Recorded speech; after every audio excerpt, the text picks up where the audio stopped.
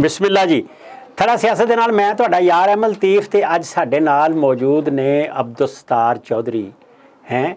ਕਦੇ ਅਸੀਂ ਚੌਧਰੀ ਅੱਗੇ ਲਾ ਲੈਂਦੇ ਹਾਂ, ਕਦੇ ਪਿੱਛੇ ਲਾ ਲੈਂਦੇ ਹਾਂ। ਇਹ ਬਸ ਹੋਰ ਨਵੀਂ ਕਹਾਣੀ ਹੈ। ਅੱਗੇ ਵਾਲਾ ਚੌਧਰੀ ਕਿਹੜਾ ਹੁੰਦਾ, ਪਿੱਛੇ ਵਾਲਾ ਚੌਧਰੀ ਕਿਹੜਾ ਹੁੰਦਾ, ਇਹ ਮੈਨੂੰ ਪਤਾ ਹੈ। ਅਸੀਂ ਜਦੋਂ ਜ਼ੁਬਾਨ ਬਿਆਨ ਦੀ ਗੱਲ ਕਰਨੇ ਆ ਤੇ ਮਾਂ ਬੋਲੀਆਂ ਦੀ ਗੱਲ ਕਰਨੇ ਆ, ਉਹ ਇਹ ਬੰਦਾ ਸਾਡਾ ਜਿਹੜਾ ਇਹ ਮਾਂ ਬੋਲੀਆਂ ਦੀ ਵੀ ਗੱਲ ਕਰਦਾ। ਇਹਨੂੰ ਪਤਾ ਹੈ ਕਿ ਕਲਚਰ ਤੋਂ ਬਗੈਰ ਬੰਦਾ ਕਿਸੇ ਕੰਮ ਦਾ ਨਹੀਂ ਹੁੰਦਾ। ਜਿਹਨੇ ਆਪਣੀ ਮਾਂ ਦਾ ਇਹਤਰਾਮ ਨਹੀਂ ਕੀਤਾ ਉਹ ਕਿਸੇ ਦਾ ਇਹਤਰਾਮ ਨਹੀਂ ਕਰ ਸਕਦਾ। ਇਹ ਇੱਕ ਲੰਮੀ ਕਹਾਣੀ ਹੈ। ਹੁਣ ਅਬਦੁਲਸਤਾਰ ਜਿਹੜਾ ਹੈ ਸਾਡਾ, ਇਹ ਹੁਣ ਗਿਆ ਸੀ ਕੋ ਸੁਲਮਾਨ, ਤਖਤ ਸੁਲਮਾਨ, ਤੇ ਇਸ ਵੇਲੇ ਅੱਧੇ ਤੋਂ ਜ਼ਿਆਦਾ ਪਾਕਿਸਤਾਨ ਜਿਹੜਾ ਉਹ ਪਾਣੀ 'ਚ ਡੁੱਬੇ ਹੈ। ਸਾਰੀ ਦੁਨੀਆ ਸਾਡੇ ਵੱਲ ਤੱਕੀ ਜਾ ਰਹੀ ਹੈ ਤੇ ਲੋਕ ਸਾਡੇ ਵਾਸਤੇ ਰਸ਼ ਕਰਕੇ ਆ ਰਹੇ ਨੇ, ਸਾਡੇ ਦੁੱਖ 'ਚ ਬਰਾਬਰ ਦੇ ਸ਼ਰੀਕ ਹੋ ਰਹੇ ਨੇ। ਲੇਕਿਨ ਇਹ ਦੁੱਖ ਦੇ ਵਿੱਚ ਬਰਾਬਰ ਦੀ ਸ਼ਿਰਕਤ ਜਿਹੜੀ ਹੈ, ਇਹਦੇ ਵਿੱਚ ਕੀ ਕਹਾਣੀ ਹੈ, ਉਹ ਇੱਕ ਲੰਮੀ ਦਾਸਤਾਨ ਹੈ। ਲੇਕਿਨ ਦੱਸੋ ਹਾਂ ਚੋਈ ਸਾਹਿਬ, ਤੁਹਾਨੂੰ ਜੀ ਆਇਆਂ ਨੂੰ ਆਖ ਰਹੇ ਆ, ਤੇ ਇਹ ਕੋ ਸੁਲਮਾਨ, ਤਖਤ ਸੁਲਮਾਨ ਦੀ ਕਹਾਣੀ ਤੇ ਸੁਣਾਓ, ਹੋ ਕੇ ਆਇਓ ਜ਼ਰਾ। ਬਹੁਤ ਸ਼ੁਕਰੀਆ ਜੀ। ਚੁੱਕੇ ਸੈਲਾਬ ਜਿਹੜਾ ਉਹ ਬਾਦਸ਼ਾਹ ਸ਼ਦੀਦ ਬਾਦਸ਼ਾਹ ਬਲੋਚਿਸਤਾਨ ਦੇ ਵਿੱਚ ਸ਼ੁਰੂ ਹੋਇਆ ਕੰਮ, ਤੇ ਤਖਤ ਸੁਲੇਮਾਨ ਜਾਂ ਕੋਹੇ ਸੁਲੇਮਾਨ ਦਾ ਜਿਹੜਾ ਸਿਲਸਿਲਾ, ਉੱਥੋਂ ਫਿਰ ਬਾਦਸ਼ਾਹ ਨਦੀ ਨਾਲਿਆਂ ਦੇ ਵਿੱਚ ਆ ਕੇ ਦਰਿਆਏ ਸਿੰਧ ਪਾਣੀ ਨੇ ਬੜਾ ਨੁਕਸਾਨ ਕੀਤਾ। ਨੈਸ਼ਨਲ ਹਾਈਵੇ ਸਾਡੀ ਮੋਟਰਵੇ ਤੇ ਖੈਰ ਜਿਹੜਾ ਨਵਾਂ ਸੀ ਪੈਕ ਮੋਟਰਵੇ ਲਾਹੌਰ ਤੋਂ ਜਿਹੜਾ ਇਸਮਾਇਲ ਖਾਨ ਤੱਕ, ਉਹ ਤੇ ਤਕਰੀਬਨ ਮਹਿਫੂਜ਼ ਹੈ ਸਾਰਾ। ਤੇ ਜਿਹੜੀ N55 ਸੀ, ਉਹਦੇ ਵਿੱਚ ਕਾਫੀ ਪੁਲ ਸ਼ੁਲ ਜਿਹੜੇ ਨੇ ਉਹ ਪਾਣੀ 'ਚ ਬਹਿ ਗਏ ਔਰ ਨੁਕਸਾਨ ਹੋਇਆ, ਲੋਕਾਂ ਦਾ ਨੁਕਸਾਨ ਹੋਇਆ, ਮਕਾਨ ਗਿਰ ਗਏ। ਇੱਕ ਦੋ ਜਗ੍ਹਾ ਤੇ ਮੈਂ ਦੇਖਿਆ ਰਸਤੇ ਦੇ ਵਿੱਚ ਕਿ ਜਿਹੜੇ ਗੰਦਮ ਦੇ ਜ਼ਖਾਇਰ ਨੇ ਤੁਹਾਡੇ ਪਾਸਕੋ ਦੇ, ਉਹ ਮਤਲਬ ਉਹਨਾਂ ਦੇ ਜਿਹੜੇ ਦਰਵਾਜ਼ੇ ਸਨ, ਉਹਨਾਂ ਦੇ ਤਕਰੀਬਨ ਦਰਵਾਜ਼ਿਆਂ ਦੇ ਵਿੱਚ ਅੱਧੇ ਦਰਵਾਜ਼ੇ ਪਾਣੀ ਦੇ ਵਿੱਚ ਡੁੱਬੇ ਹੋਏ ਸਨ ਨਿਸ਼ਾਨ। ਤੇ ਇਹਦਾ ਮਤਲਬ ਹੈ ਕਿ ਉਹਦੇ ਅੰਦਰ ਜਿਹੜੀ ਵੀ ਗੰਦਮ ਪਈ ਹੋਣੀ ਉਹ ਜ਼ਾਇਆ ਅੱਗੋਂ ਫਿਰ ਕਹਿਤ ਵੀ ਜਾਣਾ। ਫਿਰ ਇਹਦਾ ਮਤਲਬ ਹੈ ਉੱਥੇ ਉਹਨਾਂ ਇਲਾਕਿਆਂ ਦੇ ਵਿੱਚ ਜਿਹੜੇ ਲੋਕਾਂ ਦੇ ਘਰ ਬਹਿ ਗਏ, ਮਵੇਸ਼ੀ ਬਹਿ ਗਏ। ਅੱਛਾ, ਇਹ ਜਿਹੜੀ ਤਹਿਸੀਲ ਦਰਾਬੰਦ, ਇਹ ਇੱਕ ਡੇਰਾ ਇਸਮਾਇਲ ਖਾਨ ਦੀ ਤਹਿਸੀਲ ਹੈ ਔਰ ਤਕਰੀਬਨ ਆਖਰੀ ਇਹ ਜਿਹੜੀ ਜਨੂਬੀ ਵਜ਼ੀਰਿਸਤਾਨ ਏਜੰਸੀ ਸੀ, ਉਹ ਜਦੋਂ ਸੈਟਲਡ ਏਰੀਆ ਦੇ ਅੰਦਰ ਜ਼ਮ ਹੋਏ, ਇਹ ਜਿਹੜੇ ਕਬਾਇਲੀ ਇਲਾਕੇ ਨੇ, ਤੇ ਇਹ ਉਸ ਤੋਂ ਪਹਿਲਾਂ ਇੱਕ ਕਬਾਇਲੀ ਜਨੂਬੀ ਵਜ਼ੀਰਿਸਤਾਨ ਸੀ ਤੇ ਕਬਾਇਲੀ ਇਲਾਕਾ ਸੀ, ਜਿੱਥੇ ਬਾਜ਼ਾਰ ਜਿਹੜੇ ਨੇ ਉਹ ਬਾਕਾਇਦਾ ਤੌਰ ਤੇ ਉਹ ਦੁਕਾਨਾਂ ਮੈਂ ਦੇਖ ਕੇ ਆਇਆ ਜਿੱਥੇ ਮਤਲਬ ਇਹ ਚੀਜ਼ਾਂ ਢੇਰ ਲਾ ਕੇ ਵੇਚਦੇ ਹੁੰਦੇ ਸਨ। ਢੇਰ ਲਾ ਕੇ ਵੇਚਦੇ ਹੁੰਦੇ ਸਨ। ਇਹ ਬੰਦੂਕਾਂ ਨੇ, ਗੋਲੀਆਂ ਨੇ, ਮਨਸ਼ਿਆਤ ਵੀ ਤੇ ਸਾਰਾ ਕੁਝ ਉਹ ਏਰੀਆ ਸੀ। ਲੇਕਿਨ ਉਹ ਸੈਟਲ ਹੋਇਆ। ਉਹ ਕੋਈ ਮਹੀਨਾ ਲਾ ਕੇ ਫੌਜ ਨੇ ਉਹ ਰੋਡ ਤੇ ਕਲੀਅਰ ਕਰਵਾਈ, ਪੁਲ ਸ਼ੁਲਾਰ ਦੀ ਜਿਹੜੇ ਉਹਨਾਂ ਦੇ ਕੋਲ ਹੁੰਦੇ ਨੇ ਉਹ ਬਣਾਏ, ਔਰ ਉੱਥੇ ਜਿਹੜਾ ਨਾ ਉਹ ਲੋਕਾਂ ਨੂੰ ਸ਼ੈਲਟਰ ਦਿੱਤਾ, ਲੋਕਾਂ ਨੂੰ ਟੈਂਟ ਦਿੱਤੇ, ਲੋਕਾਂ ਨੂੰ ਟੈਂਟ ਸਿਟੀਜ਼ ਬਣਾਏ। ਔਰ ਉੱਥੇ ਉਹ ਲੋਕ ਜ਼ਿਆਦਾਤਰ ਉਹ ਪਸੰਦ ਨਹੀਂ ਕਰਦੇ ਉਹਨਾਂ ਸ਼ਹਿਰਾਂ ਦੇ ਟੈਂਟਾਂ ਦੇ ਵਿੱਚ ਆ ਕੇ ਰਹਿਣਾ। ਉਹ ਕਹਿੰਦੇ ਨੇ ਟੈਂਟ ਦਿਓ, ਅਸੀਂ ਆਪਣੇ ਘਰ ਦੇ ਕੋਲ ਲਾਈਏ, ਨਾਲ ਅਸੀਂ ਆਪਣਾ ਬਣਾਈਏ ਵੀ। ਤੇ ਉਹਨਾਂ ਨੂੰ ਖੁਰਾਕ ਪਹਿਲੇ ਤੇ ਪਕਾ ਕੇ ਦਿੰਦੇ ਰਹੇ ਨੇ ਫੌਜੀ, ਫਿਰ ਕੱਚਾ ਰਾਸ਼ਨ। ਅਸੀਂ ਵੀ ਕੁਝ ਦੋਸਤਾਂ ਦੀ ਮਦਦ ਦੇ ਨਾਲ ਅਸੀਂ ਲੈ ਕੇ ਗਏ ਉੱਥੇ। ਇੱਕ ਦੋਸਤ ਨੇ, ਉਹਨਾਂ ਨੇ ਆਪਣੀ ਕੰਪਨੀ ਬਣਾਈ ਹੋਈ ਹੈ ਜੀਕੋ ਅਲ ਖਿਦਮਤ ਦੇ ਨਾਂ ਨਾਲ, ਤੇ ਉਹ ਅਸੀਂ ਕੋਈ 150 ਫੈਮਲੀਜ਼ ਦੇ ਵਾਸਤੇ ਕੋਈ ਮਹੀਨੇ ਦਾ ਰਾਸ਼ਨ ਜਿਹੜਾ ਨਾ ਉਹ ਪਰ ਫੈਮਲੀ, ਤੇ ਕੋਈ ਮੱਛਰਦਾਨੀਆਂ, ਕੋਈ ਦਵਾਈਆਂ, ਕੋਈ ਇਸ ਤਰ੍ਹਾਂ ਦੀਆਂ ਚੀਜ਼ਾਂ, ਫਿਰ ਤੇ ਉਹ ਦਿੱਤਾ ਉਹਨਾਂ ਨੂੰ। ਉਹਨਾਂ ਨਾਲ ਗੁਫ਼ਤਗੂ ਕੀਤੀ, ਉੱਥੇ ਦੇ ਹਾਲਾਤ ਦੇਖੇ। ਜਾਨੀ ਨੁਕਸਾਨ ਬੜਾ ਘੱਟ ਹੋਇਆ, ਲੇਕਿਨ ਮਕਾਨ ਚਲੇ ਗਏ, ਮਵੇਸ਼ੀ ਚਲੇ ਗਏ, ਫਸਲਾਂ ਬਰਬਾਦ ਹੋ ਗਈਆਂ। ਤੇ ਹੁਣ ਉਹ ਬੈਠੇ ਨੇ ਵਿਚਾਰੇ ਸੜਕਾਂ ਤੇ, ਨਵੇਂ ਸਿਰੋਂ ਨਾਲ ਜ਼ਿੰਦਗੀ ਸ਼ੁਰੂ ਕਰਨੀ ਹੈ, ਸਾਰਾ ਕੁਝ ਕਰਨਾ ਹੈ। ਔਰ ਪਾਕ ਫੌਜ ਔਰ ਪਾਕਿਸਤਾਨੀ ਆਵਾਮ ਤੋਂ ਇਲਾਵਾ ਉੱਥੇ ਕੋਈ ਚੀਜ਼ ਨਜ਼ਰ ਨਹੀਂ ਆਈ ਮੈਨੂੰ। ਉਹਨਾਂ ਲੋਕਾਂ ਦੀ, ਉਹਨਾਂ ਦੀਆਂ ਚਿਹਰਿਆਂ ਤੋਂ, ਉਹਨਾਂ ਦੀਆਂ ਖਵਾਤੀਨ, ਬੱਚੇ, ਬਜ਼ੁਰਗ, ਜਵਾਨ, ਉਹ ਕਸਮਾ ਪੁਰਸੀ ਦੇ ਆਲਮ ਦੇ ਵਿੱਚ ਬੈਠੇ ਨੇ। ਔਰ ਉਹਨਾਂ ਕੋਲ ਪੁੱਛਿਆ ਸੀ ਉਹਨਾਂ ਦੀ ਜ਼ਰੂਰਤ ਕੀ ਹੈ, ਉਹਨਾਂ ਨੂੰ ਮੁਸ਼ਕਲਾਤ ਕੀ ਪੇਸ਼ ਆਈਆਂ। ਤੇ ਇਹ ਤੇ ਹਕੀਕਤ ਹੈ ਬਹੁਤ ਵੱਡੀ ਕਿ ਅਸੀਂ ਜਿੰਨਾ ਮਰਜ਼ੀ ਫੌਜ ਤੇ ਤਨਕੀਦ ਕਰੀਏ, ਲੇਕਿਨ ਜਦੋਂ ਮੁਸੀਬਤ ਆਏਗੀ, ਮੁਸ਼ਕਲ ਆਏਗੀ, ਫੌਜ ਨੇ ਪਹੁੰਚਣਾ ਉੱਥੇ, ਔਰ ਉਹ ਆਪਣਾ ਫਰਜ਼ ਸਮਝ ਕੇ ਪਹੁੰਚਦੀ ਹੈ। ਔਰ ਇੱਕ ਬੜੀ ਦਿਲਚਸਪ ਔਰ ਬੜੀ ਅਜੀਬ ਉੱਥੇ ਇਹ ਦੱਸਣਾ ਮੈਨੂੰ ਜ਼ਰਾ, ਫੌਜੀਆਂ ਨੂੰ ਉੱਥੇ ਖਤਰਾ ਹੈ, ਫੌਜ ਦੀ ਗੱਡੀ ਨੂੰ, ਪੁਲਿਸ ਦੀ ਗੱਡੀ ਨੂੰ। ਆਮ ਸ਼ਹਿਰੀ ਨੂੰ ਦਹਿਸ਼ਤਗਰਦਾਂ ਤੋਂ ਖਤਰਾ ਨਹੀਂ। ਅੱਛਾ, ਉੱਥੋਂ ਦੇ ਲੋਕ, ਉੱਥੋਂ ਦੇ ਜਿਹੜੇ ਲੋਕਾਂ ਦੇ ਸੈਂਟੀਮੈਂਟਸ ਨੇ, ਉਹ ਲੋਕਾਂ ਦੇ ਨਾਲ ਜਿਹੜੀ ਗੁਫ਼ਤਗੂ ਕੀਤੀ, ਉੱਥੋਂ ਇਹ ਨਤੀਜਾ ਅਸੀਂ ਕੱਢਿਆ ਕਿ ਉੱਥੇ ਜਿਹੜੇ ਐਲੀਮੈਂਟਸ ਨੇ ਐਂਟੀ ਸਟੇਟ, ਜਿਹੜੇ ਮੁਲਕ ਦੁਸ਼ਮਣ ਨੇ, ਉਹਨਾਂ ਨੂੰ ਆਵਾਮ ਨਾਲ, ਪਾਕਿਸਤਾਨ ਦੇ ਆਵਾਮ ਨਾਲ ਕੋਈ ਮਸਲਾ ਨਹੀਂ। ਉਹ ਸਿਰਫ ਸਰਕਾਰੀ ਇਦਾਰਿਆਂ ਨੂੰ, ਸਰਕਾਰੀ ਗੱਡੀਆਂ ਨੂੰ, ਸਰਕਾਰੀ, ਅੱਛਾ, ਉਹਨਾਂ ਦੀ ਅਸਾਈਨਮੈਂਟ ਹੀ ਇਹ ਹੈ ਜੀ। ਉਹਨਾਂ ਦੀ ਅਸਾਈਨਮੈਂਟ ਹੈ ਕਿ ਜੀ ਤੁਸੀਂ ਫੌਜ ਨੂੰ ਨੁਕਸਾਨ ਪਹੁੰਚਾਣਾ ਹੈ ਔਰ ਫੋਰਸਿਸ ਨੂੰ ਨੁਕਸਾਨ ਪਹੁੰਚਾਣਾ ਹੈ। ਔਰ ਇਹ ਜਿਹੜੀ ਅੱਛਾ, ਫੋਰਸਿਸ ਜਿਹੜੀਆਂ ਨੇ ਉਹ ਤੁਹਾਡੇ ਜਿਹੜੇ ਨੇ ਉਹ ਰੋਟੀ ਦੇਣ, ਸਕੂਲ ਬਣਾਉਣ, ਟੈਕਨੀਕਲ ਐਜੂਕੇਸ਼ਨ ਦੇ ਅਦਾਰੇ ਬਣਾਉਣ, ਤੁਹਾਨੂੰ ਪੁਲ ਬਣਾ ਕੇ ਦੇਣ, ਤੇ ਉਹ ਪੁਲ ਬਣਾ ਕੇ ਦੇ ਕੇ ਟੁੱਟ ਜਾਣ ਤੇ ਫਿਰ ਤੁਸੀਂ ਉਹਨਾਂ ਨੂੰ ਮਾਰ ਦਿਓ। ਉਹਨਾਂ ਨੂੰ ਮਾਰ ਔਰ ਉੱਥੇ ਵਾਕਿਆ ਹੋਏ। ਨਮਕ ਹਰਾਮੀ ਦੀ ਆਖਰੀ ਹੱਦ ਨਹੀਂ ਹੈ, ਨਮਕ ਹਰਾਮੀ ਦੀ ਆਖਰੀ ਹੱਦ ਹੈ ਉਹਨਾਂ ਦੀ ਤਰਫੋਂ ਜਿਹੜੇ ਉੱਥੇ ਅਨਾਸਰ ਨੇ।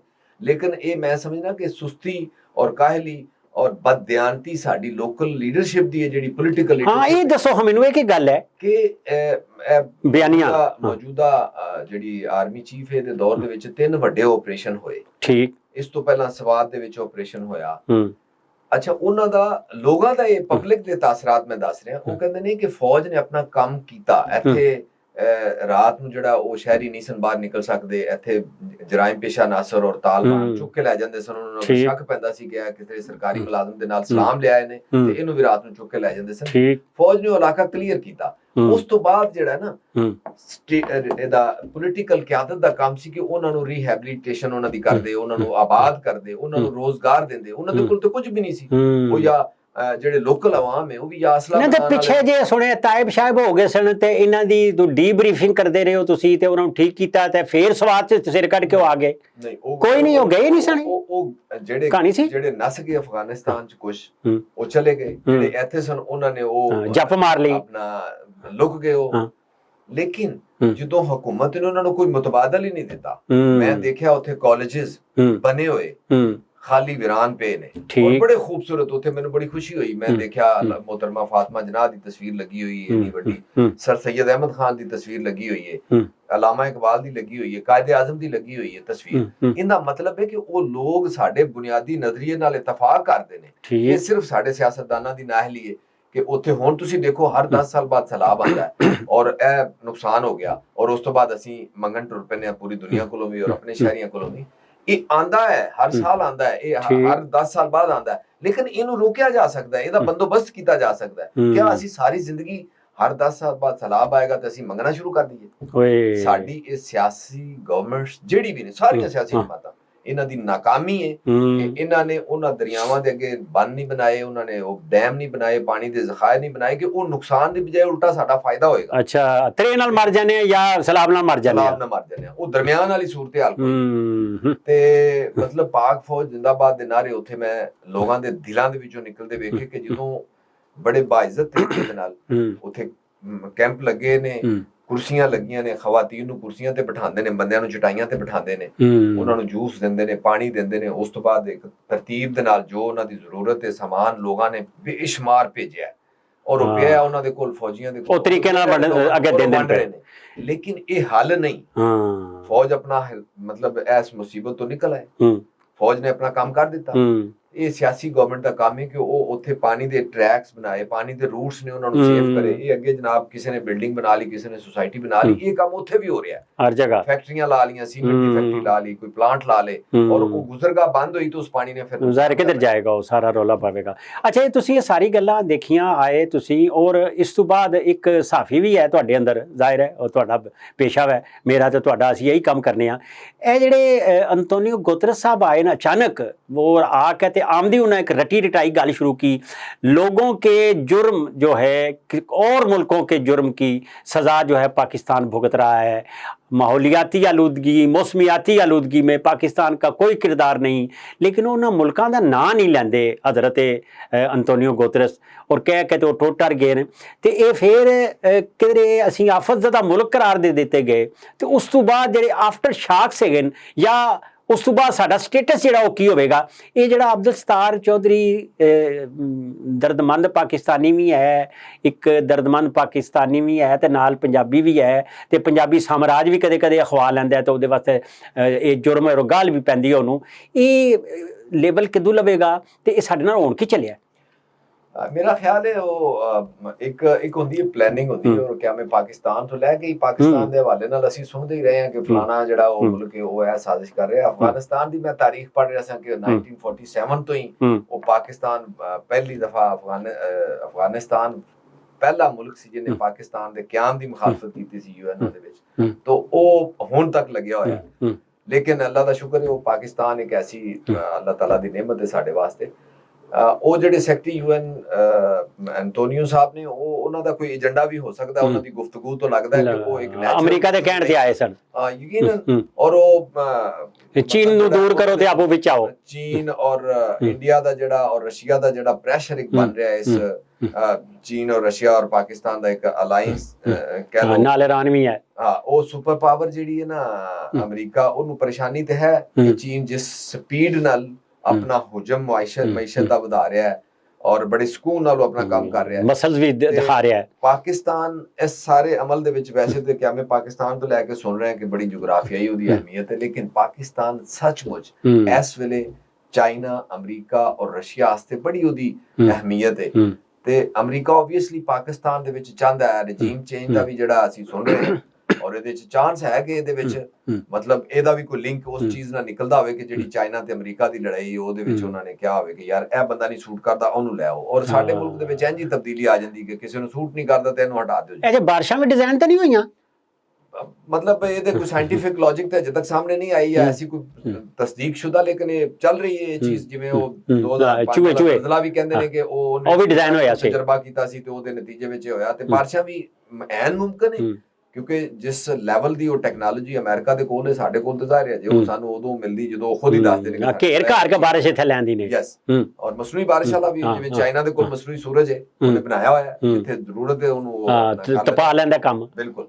तो और ये चांस है कि जड़ा वो ग्रेटर गेम एक चल रही है और सुन रहे हैं ये चांस हो सकता है कि वो पाकिस्तान को इस किस्म की पोजीशन च ले जान कि पाकिस्तान को कुछ चीज़ां सैक्रीफाइस इंडिया दी ज़ैल हो जाइए ਅਸੀਂ इंडिया साडे ते हावी हो जाए। और ਅਸੀਂ ਇਹ ਜਿਹੜੀ ਤਾਜ਼ਾ ਤਰੀਨ ਰਸ਼ੀਆ ਔਰ ਉਹਦਾ ਯੂਕਰੇਨ ਦਾ ਅਸੀਂ ਦੇਖਨੇ ਆ ਤੇ ਬਹੁਤ ਸਾਰੇ ਲੋਕਾਂ ਨੂੰ ਇਹ ਕਲੀਅਰ ਹੋਇਆ ਕਿ ਪਾਕਿਸਤਾਨ ਦੀ ਜਿਹੜੀ ਨਿਊਕਲੀਅਰ ਪਾਵਰ ਹੈ ਉਹ ਪਾਕਿਸਤਾਨ ਵਾਸਤੇ ਕਿੰਨੀ ਜ਼ਰੂਰੀ ਹੈ ਔਰ ਦੁਸ਼ਮਣਾਂ ਨੂੰ ਉਹ ਕਿੰਨੀ ਖਲਦੀ ਹੈ, ਕਿੰਨੀ ਉਹ ਚੁਭਦੀ ਹੈ। ਇਸ ਵਾਸਤੇ ਉਹ ਚਾਂਸ ਹੋ ਸਕਦਾ ਕਿ ਇਹ ਵੀ ਉਹਨਾਂ ਨੇ ਪਲਾਨ ਕੀਤਾ ਹੋਵੇ ਕਿ ਚੂੰਕਿ ਮੁਸੀਬਤ ਆ ਗਈ ਹੈ ਤੇ ਇਸ ਵਾਸਤੇ ਇਹਨਾਂ ਨੂੰ ਕਹੀਏ ਯਾਰ ਤੁਸੀਂ ਤੇ ਇਹ ਜਿਹੜਾ ਨਾ ਲਵੋ ਸਾਡੇ ਕੋਲ ਐਨੀ ਮਤਲਬ ਆਪਣਾ ਐਸੇ ਬੇ ਵਾਲਾ ਬੰਮ ਸਾਨੂੰ ਦੇ ਦਿਓ, ਹਨੇਰੇ ਚ ਨਾ ਚੱਲ ਪਵੇ, ਜਰਾ ਬੋਰੀ ਸਾਨੂੰ ਫੜਾ ਦਿਓ, ਤੁਹਾਡੇ ਕੋਲ ਮਤਲਬ ਕਿਤੇ ਚੱਲ ਹੀ ਨਾ ਜਾਏ, ਚੱਲ ਹਨੇਰੇ ਚ ਨਾ ਚੱਲ ਜਾਏ। ਚਲੋ ਸਾਡੇ 4 ਬੰਦੇ ਬੈਠੇ ਨੇ, ਧਿਆਨ ਰੱਖਣਗੇ ਤੁਸੀਂ ਤੇ ਰੋਟੀ ਵੀ ਨਹੀਂ ਨਾ ਤੁਹਾਡੇ ਕੋਲ। ਬਿਲਕੁਲ, ਇਹ ਚਾਂਸ ਹੋ ਸਕਦਾ ਹੈ, ਲੇਕਿਨ ਇਨਸ਼ਾਅੱਲਾ ਤਾਲਾ ਅੱਲਾਹ ਤਾਲਾ ਨੇ ਜਿਹੜਾ ਇੱਕ ਨਿਜ਼ਾਮ ਬਣਾਇਆ ਹੋਇਆ ਹੈ ਕਿ ਉਹ ਸਾਜ਼ਿਸ਼ਾਂ ਔਰ ਜਿਹੜੀਆਂ ਨੇ ਮਕਰੂ ਫਰੇਬ ਨੇ ਉਹਨਾਂ ਦਾ ਉਹ ਤੋੜ ਅੱਲਾਹ ਤਾਲਾ ਕਰਦਾ ਹੈ। ਆਉਣ ਵਾਲਾ ਵਕਤ ਦੱਸੇਗਾ ਕੀ ਹੋਣਾ, ਲੇਕਿਨ ਇਹਦੇ ਇਮਕਾਨਾਤ ਹੈ ਨੇ ਕਿ ਵੀ ਪਾਕਿਸਤਾਨ ਦੇ ਖਿਲਾਫ ਸਾਜ਼ਿਸ਼ ਹੋ ਸਕਦੀ ਹੈ। ਇਹ ਜਿਹੜੇ ਹਜ਼ਰਤ ਇਮਰਾਨ ਖਾਨ ਹਨ, ਮੇਰੇ ਵਾਸਤੇ ਤੇ ਮੈਂ ਸਮਝਣਾ ਪਿਆ ਕਿ ਵਿਚਾਰਿਆਂ ਦੀ ਹਾਲਤ ਜਿਹੜੀ ਹੁਣ ਕਾਬਲੇ ਰਹਿਮ ਹੋ ਗਈ ਹੈ, ਜ਼ਹਿਨੀ ਤੌਰ ਤੇ ਵੀ ਉਹ ਵਿਚਾਰੇ ਮਫਲੂਜ ਜੇ ਹੋ ਗਏ ਨੇ। ਤੇ ਵੈਸੇ ਵੀ 64 ਸਾਲ ਸਾਡਾ ਕਾਨੂੰਨ ਜਿਹੜਾ ਬਣ ਗਿਆ, 64 ਸਾਲ ਤੋਂ ਅੱਗੇ ਕਿਸੇ ਨੂੰ ਕੰਮ ਕਰਨ ਦੀ ਇਜਾਜ਼ਤ ਨਹੀਂ ਦੇਣੀ ਅਸੀਂ। ਤੇ ਇਹ ਕਾਨੂੰਨ ਕਾਇਦਾ ਸਿਆਸਤਦਾਨਾਂ ਤੇ ਲਾਗੂ ਨਹੀਂ ਹੁੰਦਾ ਕਿ ਜਿਹੜਾ ਬਿਲਕੁਲ ਹੀ ਜ਼ਹਿਨੀ ਤੌਰ ਤੇ ਵੀ ਮਾਜ਼ੂਰ ਹੋ ਜਾਵੇ, ਜਿਸਮਾਨੀ ਤੌਰ ਤੇ ਮਾਜ਼ੂਰ ਹੋ ਜਾਵੇ, ਉਹਦੇ ਕੋਲ ਜਾਨ ਛੁਡਾਉਣ ਦਾ ਕੋਈ ਕੁਲੀਆ ਜਿਹੜਾ ਉਹ ਹੈ ਕਦੇ ਕਾਨੂੰਨ ਕਾਇਦੇ ਵਿੱਚ? ਇੱਕ ਤੇ ਦੂਸਰਾ ਇਹ ਬਿਮਾਰ ਹਨ ਤੇ ਇਹਨਾਂ ਦਾ ਇਲਾਜ ਕਿਉਂ ਨਹੀਂ ਕਰਾਉਂਦੇ, ਚੇ ਜਾਏ ਕਿ ਇਹਨਾਂ ਨੂੰ ਲੋਕ ਮਾਰਨ।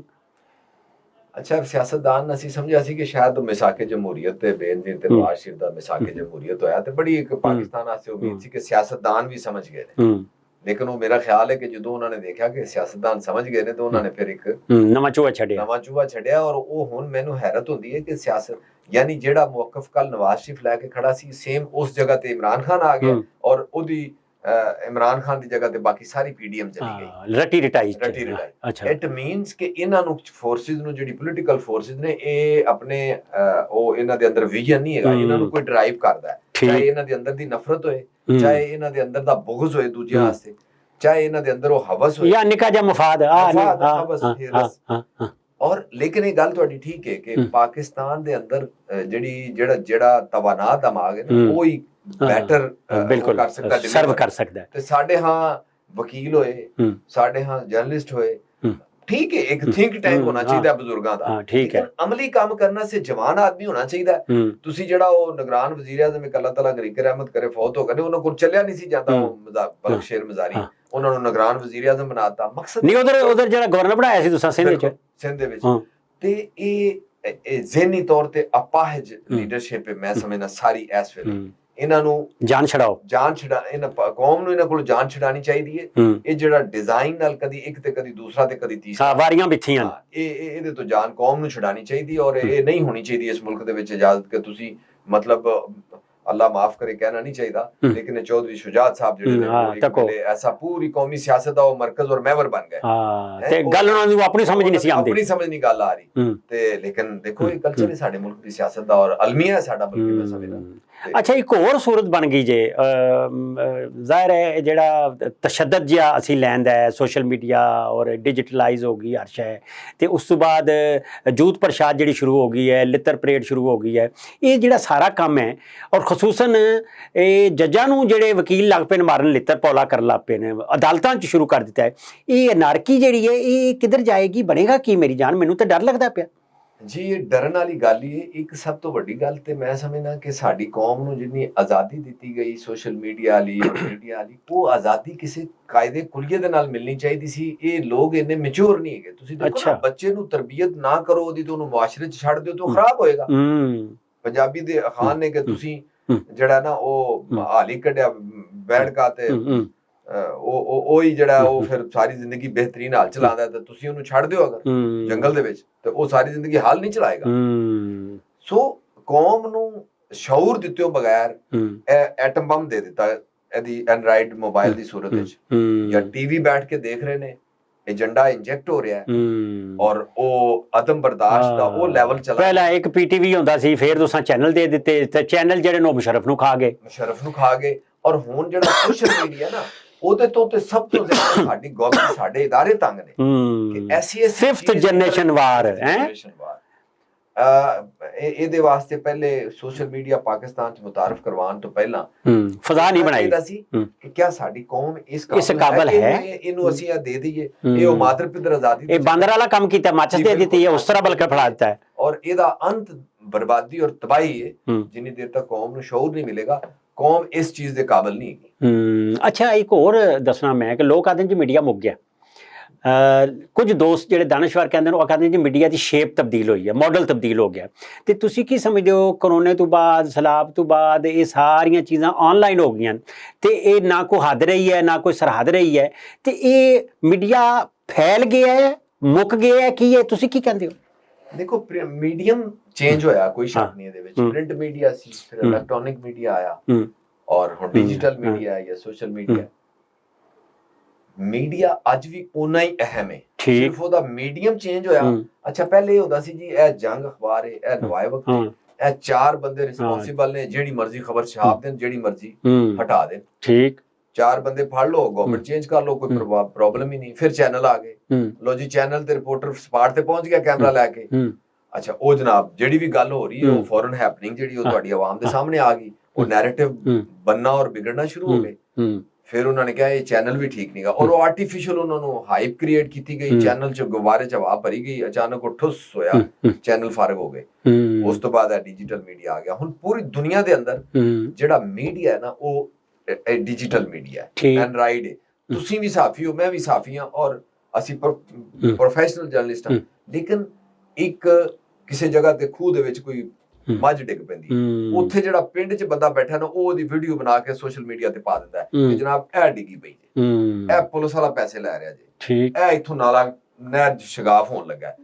ਜਦੋਂ ਇਹ ਸੈਲਾਬ ਆਇਆ, ਬੇਸ਼ੁਮਾਰ ਐਸੀਆਂ ਵੀਡੀਓਜ਼ ਸੋਸ਼ਲ ਮੀਡੀਆ ਤੇ ਮੌਜੂਦ ਨੇ ਕਿ ਇਹ ਪਾਣੀ ਆ ਰਿਹਾ ਔਰ ਇੰਜ ਜਾ ਰਿਹਾ ਔਰ ਉਹਦੇ ਵਿੱਚ ਜਿਹੜੇ ਤਾਮੀਰਾਤ ਨੇ, ਉਹਨਾਂ ਜਿਹੜੇ ਇੰਜੀਨੀਅਰਸ ਨੇ ਡਿਜ਼ਾਈਨ ਕੀਤਾ, ਜਿਹੜੇ ਠੇਕੇਦਾਰਾਂ ਨੇ ਕੰਸਟਰਕਟ ਕੀਤਾ, ਉਹਨਾਂ ਸਾਰਿਆਂ ਦੀ ਨਾਇਲੀ ਲੋਕ ਆਮ ਸ਼ਹਿਰੀਆਂ ਨੇ ਵੀਡੀਓ ਬਣਾ ਕੇ ਤੇ ਉਹ ਨੰਗੀ ਕਰ ਦਿੱਤੀ। ਮੀਡੀਆ ਦੀ ਅਹਿਮੀਅਤ ਵੀ ਘੱਟ ਨਹੀਂ ਹੋਈ। ਹਾਂ ਇਹ ਜ਼ਰੂਰ ਹੈ ਅਸੀਂ ਪ੍ਰਿੰਟ ਮੀਡੀਆ ਨੂੰ ਉਸ ਤਰ੍ਹਾਂ ਲੈ ਨਹੀਂ ਰਹੇ। ਅੱਜ ਵੀ ਜਿਹੜੀ ਖਬਰ ਹੈ ਉਹ ਕਾਬਲੇ ਇਤਬਾਰ ਖਬਰ ਉਹ ਪ੍ਰਿੰਟ ਮੀਡੀਆ ਛਪੀ ਖਬਰ ਹੈ, ਛਪੀ ਹੋਈ ਖਬਰ। ਔਰ ਅਖਬਾਰਾਤ ਉਹ ਚੀਜ਼ ਨੂੰ ਪਿੱਛੇ ਕਰ ਦਿੱਤਾ ਹੈ ਕਿ ਜੀ ਇਨਵੈਸਟੀਗੇਟਿਵ ਜਰਨਲਿਜ਼ਮ। ਤੁਸੀਂ ਅੱਜ ਵੀ ਕੋਈ ਵੀ ਸਟੋਰੀ ਉਹਦੀ ਪੂਰੀ ਸਿਆਕੋ ਸਬਾਕ ਦੇ ਨਾਲ ਛਾਪੋ, ਲੋਕ ਤੁਹਾਡਾ ਅਖਬਾਰ ਪੜ੍ਹਨਗੇ ਔਰ ਉਹਦੀ ਅਹਿਮੀਅਤ ਹੋਏਗੀ। ਹੁਣ ਉਹ ਸਟੀਰੀਓਟਾਈਪ ਜੋ ਅਸੀਂ ਸਾਰਾ ਦਿਨ ਟੀਵੀਆਂ ਤੇ ਦੇਖਨੇ, ਅਗਲੇ ਦਿਨ ਉਹੀ ਸਾਨੂੰ ਅਖਬਾਰ 'ਚ ਨਜ਼ਰ ਆਉਂਦਾ ਹੈ, ਇਨਵੈਸਟੀਗੇਟਿਵ ਜਰਨਲਿਜ਼ਮ ਨਹੀਂ। ਲੇਕਿਨ ਮੀਡੀਆ ਤੇ ਮੌਜੂਦ ਹੈ, ਸਿਰਫ ਥੋੜਾ ਸਾ ਮੀਡੀਅਮ ਚੇਂਜ ਹੋਇਆ। ਹੁਣ ਹਰ ਬੰਦਾ YouTube ਚੈਨਲ ਹੈ, ਫੇਸਬੁੱਕ ਹੈ, ਟਵਿੱਟਰ ਹੈ, ਇੰਸਟਾਗ੍ਰਾਮ ਹੈ, ਜਿਹੜੀ ਵੀ ਖਬਰ ਹੁੰਦੀ ਉਹਦੇ ਤੇ ਦਿੰਦਾ। ਔਰ ਬੇਸ਼ੁਮਾਰ ਜਰਨਲਿਸਟ, ਮੈਂ ਖੁਦ, ਸਾਨੂੰ ਸੋਸ਼ਲ ਮੀਡੀਆ ਤੋਂ ਖਬਰਾਂ ਮਿਲਦੀਆਂ ਨੇ, ਬਿਲਕੁਲ ਮਿਲਦੀਆਂ, ਔਰ ਅਸੀਂ ਸਿਰਫ ਉਹਨਾਂ ਦੀ ਤਸਦੀਕ ਕਰਨੇ ਆ ਕਿ ਕਿਆ ਇਹ ਖਬਰ ਠੀਕ ਹੈ। ਔਰ ਉਹਦੇ ਵਿੱਚ ਸਮਟਾਈਮਸ ਇਹ ਹੁੰਦਾ ਕਿ 70% ਗਲਤ ਖਬਰਾਂ ਹੁੰਦੀਆਂ ਨੇ, ਲੇਕਿਨ ਉਹ ਜਿਹੜੀਆਂ 30% ਖਬਰਾਂ ਹੁੰਦੀਆਂ ਨੇ ਉਹ ਬ੍ਰੇਕਿੰਗ ਨਿਊਜ਼ ਹੀ ਹੁੰਦੀਆਂ ਨੇ, ਸਿਰਫ ਅਸੀਂ ਤਸਦੀਕ ਕਰਨੀ ਹੈ। ਸੋ ਇਹ ਨਹੀਂ ਕਹਿ ਸਕਦੇ ਕਿ ਮੀਡੀਆ ਖਤਮ ਹੋ ਗਿਆ। ਅਹਿਮੀਅਤ ਪਹਿਲੇ ਤੋਂ ਜ਼ਿਆਦਾ ਵੱਧ ਗਈ। ਕਿਸ ਚੀਜ਼ ਦੀ? ਕਿ ਪਹਿਲੇ ਸਟੋਰੀ ਦੀ ਤਸਦੀਕ ਕਰੋ ਫਿਰ ਦਿਓ। ਅੱਛਾ, ਇੱਕ ਹੋਰ ਮੈਨੂੰ ਮੇਰੇ ਵਾਸਤੇ ਬੜਾ ਮਸਲਾ ਹੈ, ਇਹ ਜਿਹੜਾ ਬੀਟ ਰਿਪੋਰਟਰ ਹੁੰਦਾ ਹੈ ਇਹ ਤਰਜਮਾਨ ਕਿਉਂ ਬਣ ਜਾਂਦਾ ਹੈ? ਇਹ ਜ਼ਰਾ ਮੈਨੂੰ ਦੱਸਣਾ ਹੈ, ਇਹ ਕੀ ਬਕਵਾਸ ਹੈ? ਹਾਂ, ਇਹ ਅਲਮੀਆ ਹੈ, ਸਾਡੀ ਸਾਫਤ ਦਾ ਅਲਮੀਆ ਹੈ ਕਿ ਅਸੀਂ ਜਿਸ ਚੀਜ਼ ਦੇ, ਜਿਸ ਇਦਾਰੇ ਦੇ, ਜਿਸ ਜਮਾਤ ਦੇ, ਜਿਸ ਗਰੋਹ ਦੇ ਉੱਤੇ ਨਜ਼ਰ ਰੱਖਣੀ ਹੈ, ਕੜੀ ਨਜ਼ਰ ਰੱਖਣੀ ਹੈ, ਅਸੀਂ ਉਹਦੀ ਡਿਊਟੀ ਹੈ, ਸਾਡੀ ਡਿਊਟੀ ਹੈ। ਔਰ ਡਿਊਟੀ ਇਹ ਨਹੀਂ ਕਿ ਪੁਲਿਸ ਆਪਣਾ ਅੱਛਾ ਕੰਮ ਕਰ ਰਹੀ, ਇਹ ਸਾਡੀ ਕੋਈ ਡਿਊਟੀ ਨਹੀਂ ਹੈ ਦੱਸਣਾ ਲੋਕਾਂ ਨੂੰ ਕਿ ਪੁਲਿਸ ਆਪਣਾ ਜਿਹੜਾ ਆਇਨ ਦੇ ਅੰਦਰ ਰੋਲ ਦਿੱਤਾ ਗਿਆ ਉਹ ਰੋਲ ਪਲੇ ਕਰ। ਇਹ ਸਾਡੀ ਡਿਊਟੀ ਨਹੀਂ, ਅਸਾਂ ਤਾਂ ਉਹਦੀ ਨੈਗਲੀਜੈਂਸ ਦੱਸਣੀ ਹੈ। ਸਾਡੀ ਡਿਊਟੀ ਇਹ ਕਿ ਇਹ ਪੁਲਿਸ ਦਾ ਫਰਜ਼ ਹੈ ਤੇ ਇਹ ਨਹੀਂ ਕਰਦਾ ਪਿਆ, ਇਹ ਉਹਨੂੰ ਉਲਟਾ ਨੁਕਸਾਨ ਪਹੁੰਚਾ ਰਹੀ, ਤੰਗ ਕਰ ਰਹੀ, ਕਰਪਸ਼ਨ ਹੋ ਰਹੀ ਹੈ ਮੁਆਸ਼ਰੇ ਦੇ ਅੰਦਰ, ਜਿਹੜੀ ਵੀ ਕੋਈ ਮਹਿਰੂਮ ਤਬਕਾ ਹੈ ਉਹਦੇ ਨਾਲ ਜਿਹੜਾ ਇਸਤਹਿਸਾਲ ਹੋ ਰਿਹਾ, ਸਾਡਾ ਉਹਨੂੰ ਹਾਈਲਾਈਟ ਕਰਨਾ ਕੰਮ ਹੈ। ਅਸੀਂ ਕੀ ਕਹਿੰਦੇ ਆ, ਲਓ ਜੀ ਇਮਰਾਨ ਖਾਨ ਘਰੋਂ ਨਿਕਲ ਪਏ, ਲਓ ਜੀ ਬਿਲਾਵਲ ਦੇ ਨਾਲ ਸੈਲਫੀਆਂ ਲੈ ਰਹੇ ਨੇ ਲੋਕ, ਹੈ ਜੀ ਨਵਾਜ਼ ਸ਼ਰੀਫ ਕੰਨ 'ਚ ਫੂਕ ਮਾਰ ਰਹੇ ਨੇ। ਮਤਲਬ ਐਸੀ ਇਹ ਕਿਹੜੀ ਜਰਨਲਿਜ਼ਮ ਹੈ? ਇਹ ਜਰਨਲਿਜ਼ਮ ਨਹੀਂ, ਛੋਟੇ ਛੋਟੇ ਵਫਾਦਾਤ ਨੇ, ਸਪੋਕਸ ਪਰਸਨ ਬਣੇ ਹੋਏ ਨੇ, ਬਸ ਰੋਟੀ ਲੱਗੀ, ਰੋਜ਼ੀ ਲੱਗੀ ਹੋਈ ਹੈ ਲੋਕਾਂ ਨੇ। ਤੇ ਇਹਨੂੰ ਪੁੱਛਣ ਵਾਲਾ ਕੋਈ ਨਹੀਂ, ਕੋਈ ਅਦਾਰਾ, ਕੋਈ ਪੁੱਛੇ ਤਾਂ ਸਹੀ ਵੇ ਕੀ ਹੈ? ਜਿਨ੍ਹਾਂ ਨੇ ਪੁੱਛਣਾ ਹੈ ਮੇਰੇ ਖਿਆਲ 'ਚ ਉਹਨਾਂ ਨੇ ਵੀ ਆਪਣੇ ਬੰਦੇ ਰੱਖੇ ਹੋਏ ਨੇ ਇਸ ਵਾਸਤੇ। ਉਹ ਕਹਿੰਦੇ ਨੇ ਵੀ ਅਸੀਂ ਉਹਨਾਂ ਨੂੰ ਪੁੱਛਿਆ ਤਾਂ ਉਹ ਕਹਿਣਗੇ ਤੁਸੀਂ ਵੀ ਤਾਂ ਰੱਖੇ ਹੋਏ ਨੇ ਨਾ। ਇੱਕ ਮੈਂ ਐਗਜ਼ਾਮਪਲ ਦੇਣਾ, ਜੀ ਬਿਸਮਿਲ੍ਲਾ, ਕਿ ਇੱਕ ਹੁੰਦਾ ਸੀ ਤਰਜਮਾਨੀ ਕਰਨਾ। ਚਲੋ ਠੀਕ ਹੈ ਯਾਰ, ਤੁਸੀਂ ਕਿਸੇ ਜਮਾਤ ਦੇ ਨਾਲ ਬਹੁਤ ਹਮਾਇਤ ਕਰਦੇ ਹੋ ਉਹਦੀ, ਤੁਸੀਂ ਉਹਦੀ ਤਰਜਮਾਨੀ ਬਿਟਵੀਨ ਦੀ ਲਾਈਨ ਕੁਝ ਕਰ ਲਓ। ਹੁਣ ਦੂਸਰਾ ਕੰਮ ਸ਼ੁਰੂ ਹੋ ਗਿਆ, ਮੈਂ ਪੀਟੀਆਈ ਦਾ ਹਾਮੀ ਆ, ਮੈਂ ਬਿਲਾਵਲ ਦੇ ਕੱਪੜੇ ਉਤਾਰਾਂਗਾ। ਉਹ ਬਿਲਾਵਲ ਦਾ ਹਾਮੀ ਹੈ, ਉਹ ਇਮਰਾਨ ਖਾਨ ਦੇ ਘਰੋਂ ਉਹਦੀਆਂ ਕਹਾਣੀਆਂ ਬਣਾ ਕੇ ਦੇਗਾ। ਯੈਸ, ਇਹ ਅਲਮੀਆ ਹੈ ਕਿ ਅਸੀਂ ਆਪਣਾ ਫਰਜ਼ ਭੁੱਲ ਗਏ, ਅਸੀਂ ਆਪਣਾ ਮਨਸਬ ਭੁੱਲ ਗਏ, ਅਸੀਂ ਆਪਣਾ ਪੇਸ਼ਾ ਭੁੱਲ ਗਏ, ਅਸੀਂ ਉਹ ਕੋਈ ਸ਼ਿੱਦਤ ਪਸੰਦ ਕਿਸਮ ਦੇ ਐਕਟਿਵਿਸਟ ਬਣ ਗਏ। ਜਰਨਲਿਸਟ ਨਹੀਂ ਰਹੇ। ਜਰਨਲਿਸਟ ਤੁਹਾਨੂੰ ਸ਼ਹਿਰ ਦੇ ਵਿੱਚ ਬਹੁਤ ਘੱਟ ਨਜ਼ਰ ਆਣਗੇ, ਐਕਟਿਵਿਸਟ ਨਜ਼ਰ ਆਣਗੇ, ਔਰ ਹਰ ਸ਼ੋਬੇ ਦੇ ਅੰਦਰ, ਅੱਛਾ, ਹਰ ਜਮਾਤ ਦੇ ਅੰਦਰ, ਹਰ ਬੀਟ ਦੇ ਅੰਦਰ। ਅੱਛਾ, ਇਹ ਕੰਮ ਪੂਰਾ ਇੱਕ ਮੁਨੱਜ਼ਮ ਤਰੀਕੇ ਨਾਲ ਕੀਤਾ ਜਾ ਰਿਹਾ ਕਿ ਅਗਰ ਪੀਟੀਆਈ ਹੈ ਤਾਂ ਪੀਟੀਆਈ ਇਦਾਰੇ ਨੂੰ ਕਹਿੰਦੀ ਕਿ ਤੁਸੀਂ ਫਲਾਂ ਬੰਦੇ ਨੂੰ ਇਹ ਬੀਟ ਦੇ ਦਿਓ। ਹਾਂ, ਇਹ ਕੀ ਨਵਾਂ ਰੌਲਾ, ਮੇਰਾ ਬੰਦਾ ਰੱਖ ਲਓ। ਉਹਨਾਂ ਦੇ ਬੰਦੇ ਜਿਹੜੇ, ਉਹਨਾਂ ਨੂੰ ਪਤਾ ਕਿ ਇਹਨਾਂ ਨੇ ਸਾਡੇ ਖਿਲਾਫ ਖਬਰ ਦਬਾਣੀ ਹੈ। ਜਿਵੇਂ ਪੀਆਰ ਹੁੰਦਾ ਸੀ, ਉਹਦਾ ਕੰਮ ਹੀ ਇਹ ਸੀ ਕਿ ਜੀ ਅਗਰਚੇ ਉਹਦਾ ਕੰਮ ਡੈਫੀਨੇਸ਼ਨ ਉਹਦੀ ਆਇਨ ਦੇ ਅੰਦਰ ਕੁਝ ਹੋਰ ਹੈ, ਉਹਦਾ ਜ਼ਾਬਤਾ, ਉਹਦਾ ਕਾਨੂੰਨ ਕੁਝ ਹੋਰ ਕਹਿੰਦਾ, ਉਹਨੇ ਕੀ ਕਰਨਾ ਹੈ, ਉਹਨੇ ਸਿਰਫ ਸਪੋਕਸ ਪਰਸਨ ਇਦਾਰੇ 'ਚ ਜੋ ਕੁਝ ਹੋ ਰਿਹਾ ਉਹਨੇ ਉਹਦੀ ਵਜ਼ਾਹਤ ਕਰਨੀ ਕਿ ਇਹ ਹੋ ਰਿਹਾ, ਇਹ ਕੀਤਾ ਸੀ। ਲੇਕਿਨ ਉਹਦਾ ਡਿਊਟੀ ਇਹ ਬਣ ਗਈ ਡਿਫੈਕਟੋ ਕਿ ਜੀ ਤੁਸੀਂ ਇਦਾਰੇ ਦੇ ਖਿਲਾਫ ਖਬਰਾਂ ਛਾਪਣੀਆਂ ਰੁਕਵਾਣੀਆਂ ਨੇ ਔਰ ਇਦਾਰੇ ਦੀ ਤੁਸੀਂ ਕਵਰੇਜ ਕਰਵਾਣੀ। ਇਹ ਕੰਮ ਹੁਣ ਬੀਟ ਰਿਪੋਰਟਰਸ ਵੀ ਕਰਨਾ ਸ਼ੁਰੂ ਹੋ ਗਏ ਨੇ।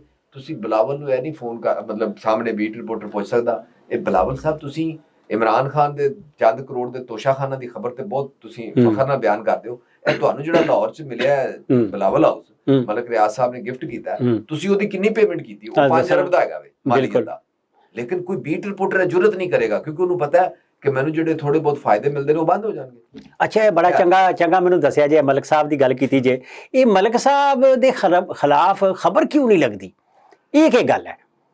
ਉਹ ਮਲਕ ਰਿਆਜ਼ ਸਾਹਿਬ ਨੇ ਚੁੱਕੇ ਸਾਰੇ ਔਰ ਸਾਰੇ ਸਾਥੀਆਂ ਨੂੰ, ਉਹਨਾਂ ਨੇ ਆਪਣੀ ਇੱਕ ਸੁਣਿਆ ਲਿਸਟ ਬਣਾਈ ਹੋਈ ਹੈ ਕਿ ਮਤਲਬ ਪਾਕਿਸਤਾਨ ਦੇ ਅੰਦਰ ਕੋਈ 5 7 10 12 ਲੋਕ ਐਸੇ ਨੇ ਜਿਨ੍ਹਾਂ ਨੇ ਮਲਕ ਸਾਹਿਬ ਤੋਂ ਜਿਹੜੇ ਮੁਸਤਫੀਦ ਨਹੀਂ ਹੋਏ, ਔਰ ਉਹਨਾਂ ਦਾ ਇਹ ਦਾਅਵਾ ਹੈ ਕਿ ਮੈਂ ਪਾਕਿਸਤਾਨ ਦੇ ਵਿੱਚ ਹਰ ਬੰਦੇ ਨੂੰ ਖਰੀਦ ਸਕਦਾ, ਹਰ ਇਦਾਰੇ ਨੂੰ ਖਰੀਦ ਸਕਦਾ, ਮੈਂ ਫਾਈਲ ਥੱਲੇ ਪਈਏ ਲਾ ਦੇਣਾ। ਇਸ ਲਈ ਉਹਨਾਂ ਦੇ ਖਿਲਾਫ ਕੋਈ ਖਬਰ ਨਹੀਂ ਛਾਪਦੀ, ਔਰ ਅਗਰ ਕੋਈ ਸਿਰ ਫਿਰਾ ਛਾਪ ਵੀ ਦੇ ਤੇ ਉਹ ਫਿਰ ਉਹਦੇ ਤੇ ਜ਼ਾਹਿਰ ਹੈ ਉਹ ਬਸ ਛਪ ਜਾਂਦੀ। ਲੋਕਾਂ ਨੂੰ ਪਤਾ ਡੌਨ ਨੇ 1 2 ਸਟੋਰੀਆਂ ਕੀਤੀਆਂ ਵੀ ਨੇ ਮਲਕ ਸਾਹਿਬ ਦੇ ਖਿਲਾਫ। ਇਹ ਜਿਹੜੀ ਬਰਤਾਨੀਆ ਦੀ ਹੁਕੂਮਤ ਦੇ ਨਾਲ ਇਮਰਾਨ ਖਾਨ ਦੀ ਹੁਕੂਮਤ ਦੇ ਮੁੱਦਾ ਪਾਉਂਦੇ ਨੇ ਕਿ ਜੀ ਇਹ ਮੁਆਹਦਾ ਕੀਤਾ ਉਹਨਾਂ ਨੇ ਕਿ ਜੀ ਇਹ ਪੈਸੇ ਅਸੀਂ ਵਾਪਸ ਕਰ ਰਹੇ ਹਾਂ ਤੇ ਇਹ ਤੁਸੀਂ ਮਲਕ ਸਾਹਿਬ ਦੇ ਅਕਾਊਂਟ 'ਚ ਪਾ ਦਿਓ ਉਹਨਾਂ ਦੇ ਜੁਰਮਾਨੇ ਦੀ ਜਗ੍ਹਾ ਤੇ।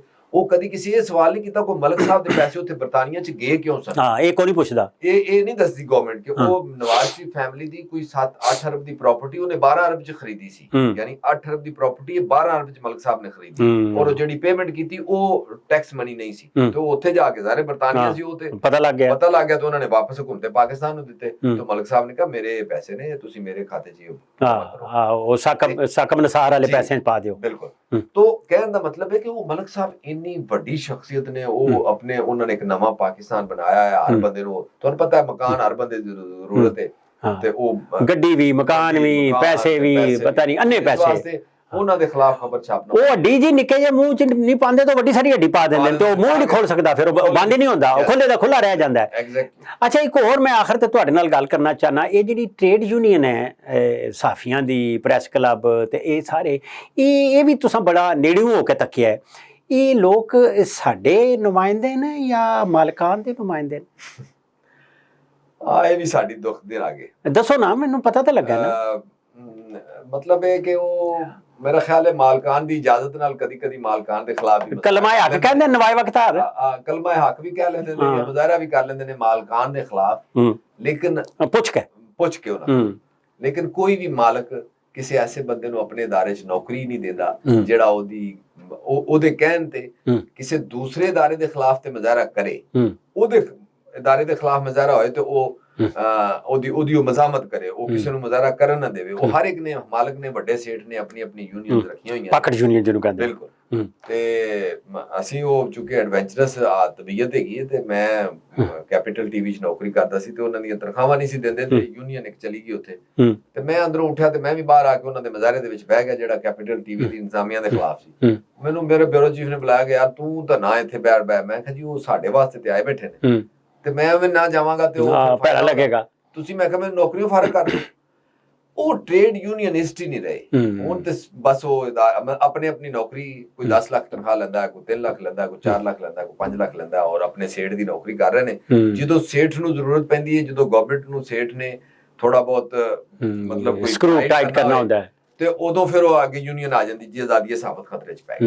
ਲੇਕਿਨ ਬੁਨਿਆਦੀ ਤੌਰ ਤੇ ਤਮਾਮ ਟ੍ਰੇਡ ਯੂਨੀਅਨਸ, ਉਹਨਾਂ ਦੀ ਨਾਕਾਮੀ ਦੀ ਸਭ ਤੋਂ ਵੱਡੀ ਵਜ੍ਹਾ ਇਹ ਹੈ ਕਿ ਤੁਹਾਡੇ ਇਸ ਸ਼ਹਿਰ ਦੇ ਵਿੱਚ ਕੋਈ 1 ਦਰਜਨ ਦੇ ਕਰੀਬ ਯੂਨੀਅਨਸ ਨੇ, ਜਿਹੜੀ ਕਿ ਇੱਕ ਹੁੰਦੀ ਸੀ, ਤੇ ਜਦੋਂ ਇੱਕ ਹੁੰਦੀ ਸੀ ਉਹਦੀ ਵਰਥ ਵੀ ਸੀ, ਔਰ ਉਦੋਂ ਗਵਰਨਮੈਂਟ ਨਹੀਂ, ادارے ਡਰਦੇ ਸਨ ਕਿ ਕਿਸੇ ਇੱਕ ਸਾਫੀ ਨੂੰ ਰਾਤ ਨੂੰ 2 ਵਜੇ ਘਰ ਜਾ ਰਿਹਾ ਤੇ ਉਹਨੂੰ ਤੰਗ ਨਹੀਂ ਸਨ ਕਰਦੇ, ਤੇ ਅੱਜ ਤੁਸੀਂ ਦੇਖੋ ਘਰੋਂ ਚੁੱਕ ਲੈਂਦੇ ਨੇ, ਮੁਕੱਦਮੇ ਬਣਾ ਦਿੰਦੇ ਨੇ, ਪਤਾ ਨਹੀਂ ਕੀ ਕਰਦੇ ਨੇ ਜੀ, ਸ਼ਮਾਲੀ ਇਲਾਕਾ ਜਿਆਦਾ ਚੱਕਰ ਲਵਾ ਕੇ ਲੈ ਆਉਂਦਾ। तो इस वास्ते के यूनियन कत्ल कर देंदे साफियां यूनियंस ਜਿਹੜੀਆਂ ਨੇ ਆਪਣਾ ਮਤਲਬ ਬਸ ਉਹ ਮਾਲਕਾਨ ਦੇ ਮਫਾਦ ਵਾਸਤੇ ਬਣੀਆਂ ਨੇ। ਔਰ ਹੁਣ ਤੇ ਇਹਦੇ ਤੇ ਪਹਿਲੇ ਤਾਂ ਹੁੰਦਾ ਸੀ ਕਿ ਲੁਕਾ ਛੁਪਾਓ ਕਰਦੇ ਸਨ, ਹੁਣ ਤੇ ਡਾਇਰੈਕਟ ਚਿੱਟੇ ਨੰਗੇ ਉਹ ਕਹਿੰਦੇ ਨੇ ਜੀ ਠੀਕ ਹੈ ਅਸੀਂ ਮੀਰ ਸ਼ਕੀਲ ਦੇ ਖਿਲਾਫ ਕਿਵੇਂ ਮੁਜ਼ਾਹਰਾ ਹੋਏਗਾ, ਨਹੀਂ ਹੋ ਸਕਦਾ, ਔਰ ਸਾਡੇ ਸਾਹਮਣੇ ਜੀ ਬਸ ਇਹ ਅਲਮੀਆ ਹੈ। ਤੇ ਹੁਣ ਸਾਨੂੰ ਮਕਾਨ ਸ਼ਕਾਨ ਲੱਭਣਗੇ ਜਿਹੜੇ ਬਾਕੀ ਸਾਫੀ ਬਚ ਗਏ ਨੇ ਪਿੱਛੇ? ਹੁਣ ਸੁਣਿਆ ਪੰਜਾਬ ਵਿੱਚ ਹਕੂਮਤ ਆਈ ਹੈ ਚੋਈ ਸਾਹਿਬ ਦੀ, ਤੇ ਚੋਈ ਸਾਹਿਬ ਆਦਨ ਪਵੇ ਮੈਂ ਫੇਜ਼ 2 ਵੀ ਬਣਾਵਾਂਗਾ ਤੇ ਦਿਆਂਗਾ ਲੋਕਾਂ ਨੂੰ। ਤੁਸਾਂ ਦੀ ਕੀ ਰਿਪੋਰਟ ਹੈ? ਇਹ ਜਿਹੜਾ ਬਾਰਾਕੋ ਵਾਲੇ ਦਾ ਕੀ ਬਣਿਆ? ਬਾਰਾਕੋ ਵਾਲਾ ਤੇ ਮੇਰਾ ਖਿਆਲ ਹੈ ਅਲਾਟਮੈਂਟ ਸ਼ਾਇਦ ਇਹਨਾਂ ਨੇ ਉਹ ਕੋਟਾ ਹੀ ਖਤਮ ਕਰ ਦਿੱਤਾ ਸੀ, ਲੇਕਿਨ ਫਿਰ ਉਹਨਾਂ ਨੂੰ ਖਿਆਲ ਆਇਆ ਬਹਾਲ ਵੀ ਹੋ ਗਿਆ ਯਾਰ ਇਹਨਾਂ ਨੂੰ ਇੱਕ ਦਫਾ ਦੇ ਦਿਓ, ਤੇ ਉਹ ਤੇ ਮੇਰਾ ਖਿਆਲ ਹੈ ਕੁਝ ਉਹਦਾ ਪ੍ਰੋਸੀਜਰਲ ਉਹਦੇ ਚ ਡਿਲੇ ਵੇ। ਲੇਕਿਨ ਇਹ ਜਿਹੜਾ ਲਾਹੌਰ ਦੇ ਵਿੱਚ ਉਹਨਾਂ ਨੇ ਐਫ ਬਲਾਕ ਦੇ ਅਲਾਟਮੈਂਟ ਲੈਟਰ ਦੇ ਦਿੱਤੇ ਨੇ, ਪੋਜੈਸ਼ਨ ਦੇ ਰਹੇ ਨੇ, ਔਰ ਇੱਥੇ ਵੀ ਇੱਕ ਕੋਸ਼ਿਸ਼ ਕਰ ਰਹੀ ਹੈ, ਕੋਈ ਦੋਸਤ ਲੱਗੇ ਹੋਏ ਨੇ ਸੰਜੀਦਗੀ ਨਾਲ ਮੁਖਲਸਾਨਾ ਕੋਸ਼ਿਸ਼ਾਂ ਕਰ ਰਹੇ ਨੇ। ਮੇਰਾ ਖਿਆਲ ਹੈ ਅਗਰ ਇਹ ਗਵਰਨਮੈਂਟ ਰਹਿ ਗਈ ਸਾਲ ਇੱਕ ਤੇ ਸ਼ਾਇਦ ਇੱਥੇ ਫੇਜ਼ 2 ਵੀ ਪਰਵੇਜ਼ ਲਾਈ ਦੀ ਤਰਫੋਂ ਮਿਲ ਹੀ ਜਾਏ, ਕਿਉਂਕਿ ਉਹਨਾਂ ਦਾ ਬਹਰਹਾਲ ਅਮਲੀ ਤੌਰ ਤੇ ਇਸ ਦਾ ਮੁਜ਼ਾਹਰਾ ਕੀਤਾ ਕਿ ਉਹਨਾਂ ਨੇ ਸਾਫੀਆਂ ਨੂੰ ਦਿੱਤੇ ਨੇ ਪਲਾਟ, ਬਾਕੀ ਤਾਂ ਸਾਰੇ ਉਹ ਬਲਕਿ ਬਾਕੀ ਤਾਂ ਸਾਰੇ ਸਾਫੀਆਂ ਦੀਆਂ ਜੜ੍ਹਾਂ ਵੀ ਕੱਟਦੇ ਰਹੇ ਨੇ ਤੇ ਚੁੱਲ੍ਹੇ ਵੀ ਠੰਡੇ ਕਰਦੇ ਰਹੇ ਨੇ, ਭਾਵੇਂ ਉਹ ਸ਼ਹਬਾਜ਼ ਸ਼ਰੀਫ ਦੀ ਹੁਕੂਮਤ ਹੋਏ, ਭਾਵੇਂ ਨਵਾਜ਼ ਸ਼ਰੀਫ ਦੀ, ਭਾਵੇਂ ਇਮਰਾਨ ਖਾਨ ਦੀ। ਇਹਨਾਂ ਨੇ ਤੇ ਨੁਕਸਾਨ ਹੀ ਪਹੁੰਚਾਇਆ ਸਹਾਫਤ ਨੂੰ ਵੀ ਔਰ ਸਹਾਫੀਆਂ ਨੂੰ ਵੀ ਤਮਾਮ ਹਕੂਮਤਾਂ ਨੂੰ, ਔਰ ਇਹ ਬੜਾ ਸ਼ਰਮਨਾਕ ਹੈ। ਅੱਛਾ, ਇਹਦਾ ਮਤਲਬ ਹੈ ਕੋਈ ਉਮੀਦ ਹੋ ਚਲੇਗੀ ਕਿ ਇਹ ਬਾਰਾਕੋ ਵਾਲਾ ਵੀ ਲੱਭ ਜਾਏਗਾ ਤੇ ਪੰਜਾਬ ਜਿਹੜੇ ਸਾਫੀ ਵਿਚਾਰੇ ਰਹਿ ਗਏ ਉਹਨਾਂ ਨੂੰ ਕੋਈ ਲੱਭ ਜਾਏਗਾ। ਤੇ ਇਹ ਅੱਜ ਕੱਲ ਕੀ ਕਰਦੇ ਹੋ ਵੈਸੇ ਤੁਸੀਂ ਦੱਸਣਾ ਜਰਾ ਥੋੜਾ ਜਿਹਾ ਸਾਨੂੰ ਪਤਾ ਲੱਗੇ। ਮੈਂ ਨਵਾਏ ਵਕਤ ਵਿੱਚ ਅੱਜ ਕੱਲ ਡਿਫੈਂਸ ਕੋਰਸਪੋਂਡੈਂਟ ਆ, ਔਰ ਨਾਲ ਪ੍ਰਾਈਮ ਮਿਨਿਸਟਰ ਦੀ ਬੀਟ ਹੈ ਮੇਰੇ ਕੋਲ, ਤੇ ਐਡੀਟਰ ਨੇ ਸਾਡੇ ਫਾਰੂਕੀ ਸ਼ਹਜ਼ਾਦ ਅਨਵਰ ਫਾਰੂਕੀ ਸਾਹਿਬ, ਉਹਨਾਂ ਦੇ ਨਾਲ ਅੱਛੀ ਕੰਪਨੀ ਵੀ ਰਹਿੰਦੀ ਹੈ ਤੇ ਆਪਣਾ ਇਦਾਰੇ ਦਾ ਕੰਮ ਸ਼ਾਮੀ। ਔਰ ਮੈਂ ਥੋੜਾ ਜਿਹਾ ਇਦਾਰੇ ਦੇ ਹਵਾਲੇ ਨਾਲ ਵੀ ਕਹਾਂ ਕਿ ਬਾਜ਼ ਔਕਾਤ ਇਹ ਹੁੰਦਾ ਹੈ ਕਿ ਮੈਨੇਜਮੈਂਟ ਜ਼ਿਆਦਤੀ ਕਰਦੀ ਵਰਕਰਾਂ ਨਾਲ, ਔਰ ਜ਼ਿਆਦਤੀ ਹੁੰਦੀ ਹੈ। ਹੁਣ ਤੁਸੀਂ ਦੇਖੋ, ਮੈਂ ਜਾਣ ਕੇ ਨਹੀਂ ਛੇੜਦਾ ਤੁਹਾਨੂੰ, ਪਿਆ ਪੈਸਿਆਂ ਦੇ ਜਿਹੜਾ ਰੌਲਾ ਪਿਆ ਉਧਰ ਦੱਸੋ ਨਾ ਥੋੜਾ ਜਿਹਾ। ਇੱਕ PFUJ ਪੂਰੀ ਮੌਜੂਦ ਸੀ ਆਪਣੇ ਪੂਰੇ ਆਪਣਾ ਹਯਤ ਦੇ ਨਾਲ ਔਰ ਹੁਜਮ ਦੇ ਨਾਲ ਉਸ ਇਦਾਰੇ ਦੇ ਅੰਦਰ 2 ਸਾਲ ਪਹਿਲੇ, ਔਰ ਉਦੋਂ ਦੇ ਕੁਝ ਪੈਸੇ ਬਾਬਾ ਸਹਾਫਤ ਉੱਥੇ ਮੌਜੂਦ ਸੀ। ਮੈਨੂੰ 2 ਸਾਲ ਹੋਏ ਨੇ ਨਵਾਇਬ ਜੁਆਇਨ ਕੀਤੇ, ਔਰ 2 ਸਾਲਾਂ ਦੇ ਵਿੱਚ ਮੇਰੀ ਕੋਈ ਸੈਲਰੀ ਨਹੀਂ ਰੁਕੀ। ਜਿਹੜੇ ਬਕਾਇਆ ਜਾਤ ਨੇ ਉਹਨਾਂ ਦੇ ਵੀ ਚੈਕਸ ਮਿਲ ਰਹੇ ਨੇ ਲੋਕਾਂ ਨੂੰ, ਔਰ ਜਿਹੜੇ ਇਦਾਰਾ ਛੱਡ ਕੇ ਜਾ ਚੁੱਕੇ ਨੇ ਉਹਨਾਂ ਸਾਰਿਆਂ ਨੂੰ ਦਿੱਤੇ ਜਾ ਚੁੱਕੇ ਨੇ ਪੈਸੇ। ਜਿਹੜੇ ਇਦਾਰੇ 'ਚ ਫਿਲਹਾਲ ਮੌਜੂਦ ਨੇ, ਕੰਮ ਕਰ ਰਹੇ ਨੇ, ਉਹਨਾਂ ਦੀਆਂ ਕਿਸ਼ਤਾਂ ਬਣੀਆਂ ਹੋਈਆਂ ਨੇ, ਉਹਨਾਂ ਨੂੰ ਚੈੱਕ ਮਿਲ ਰਹੇ ਨੇ। ਉਹਨਾਂ ਦੀਆਂ ਜਿਹੜੀਆਂ 12-13 ਤਨਖਾਹਾਂ ਉਹ ਕਰੋਨਾ ਔਰ ਉਸ ਤੋਂ ਪਹਿਲੇ ਦੀਆਂ ਥੱਲੇ ਲੱਗੀਆਂ ਨੇ। ਤੇ ਬਾਕੀ ਇਹ ਕਿ ਅਗਰਚੇ ਮੈਨੇਜਮੈਂਟ ਕੋ ਬਹੁਤ ਅੱਛੀ ਪੇ ਨਹੀਂ ਕਰਦੀ ਨਵਾਏ ਵਕਤ ਦੀ, ਲੇਕਿਨ ਜਿਹੜੀ ਹੈ ਉਹ ਟਾਈਮ ਨਾਲ ਮਿਲ ਰਹੀ ਹੈ। ਪਿਛਲੇ 2 ਸਾਲ ਤੋਂ ਮੇਰਾ ਇਹ ਐਕਸਪੀਰੀਅੰਸ ਹੈ। ਗੱਲਾਂ ਅਸੀਂ ਬਹੁਤੀਆਂ ਕਰ ਲਈਆਂ ਨੇ ਤੇ ਅਸੀਂ ਦਰਦਮੰਦੀ ਦੀ ਗੱਲ ਵੀ ਕੀਤੀ ਹੈ ਤੇ ਕੁਝ ਛੇੜਛਾੜ ਵੀ ਅਸੀਂ ਕਰ ਲਈ ਹੈ। ਅੱਜ ਸਾਡੇ ਨਾਲ ਸਨ ਅਬਦੁਲਸਤਾਰ ਚੌਧਰੀ ਤੇ ਸਾਡੇ ਸਾਥੀ ਹੈਗੇ ਨੇ ਔਰ ਬੜੇ ਵੋਕਲ ਜਿਹਨੂੰ ਕਹਿੰਦੇ ਨੇ ਸਾਥੀ ਨੇ, ਲੜਨ ਭਿੜਨ ਵਾਲੇ, ਗੱਲ ਕਰਨ ਵਾਲੇ ਸਾਫੀ ਜੋ ਹੁਣ ਘੱਟ ਹੀ ਰਹਿ ਗਏ ਨੇ। ਹੁਣ ਤੇ ਸਾਰੇ ਹੋਰ ਤਰ੍ਹਾਂ ਦੇ ਸਾਫੀ ਹੋ ਗਏ ਨੇ ਤੇ ਕਈ ਅਸੀਂ ਠੂਵੇਂ ਵੀ ਤੱਕਨੇ ਆ ਤੇ ਕਈ ਕੈਂਚਵੇ ਵੀ ਤੱਕਨੇ ਆ ਤੇ ਐਸਾ ਬਸ ਚੱਲਦਾ ਰਹਿੰਦਾ ਕੰਮ। ਆਪਣੇ ਯਾਰ ਆਪਣੇ ਬੇਲੀ ਅਮਲ ਲਤੀਫ ਨੂੰ ਇਜਾਜ਼ਤ ਦਿਓ। ਰੱਬ ਰਾਖਾ।